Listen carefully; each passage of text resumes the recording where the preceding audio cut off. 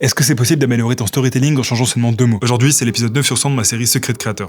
Hop, c'est mieux comme ça. En vrai, ton objectif, il est simple. T'as juste à changer les mots de liaison basiques pour les remplacer par ce que j'ai appelé les mots magiques. Tu dois bannir tout ce qui est et ensuite, et puis, et tu dois les changer par mais, donc et alors. C'est ça qui va créer de la profondeur. J'ai piqué cette astuce au créateur de South Park, et en fait, c'est la technique qu'ils utilisent pour nous faire rester accrochés, même après des dizaines et des dizaines d'épisodes. C'est vraiment aussi simple que ça, mais 90% des créateurs utilisent pas ça. En fait, quand on raconte une histoire, on a le réflexe d'empiler les faits. Regarde, écoute comment c'est plat. Ce matin, je suis allé à la salle, puis je suis allé à l'école, ensuite je suis rentré et j'ai regardé un film. On se fait chier, c'est pas dynamique, on dirait une liste de courses. Ok, maintenant, écoute avec ma technique. Je prévoyais d'aller à la salle, mais j'avais cours à 9h. Donc j'ai dû partir plus tôt. À 17h, j'étais enfin libéré. Alors je suis rentré épuisé, donc je me suis écroulé devant un film. J'abuse du trait, mais tu sens bien la différence. Là, il y a des obstacles et des conséquences. Il faut savoir que les histoires basées sur la causalité, ça retient en moyenne 30% plus le viewer. La clé, c'est que chaque scène doit être la conséquence de la précédente. Et pas juste la suite. C'est comme ça que tu construis l'histoire avec le public. Bref, donc voilà, la prochaine fois que tu racontes une anecdote, teste tes techniques, enregistre ça pour plus tard, et abonne-toi, on se retrouve demain pour le jour 10.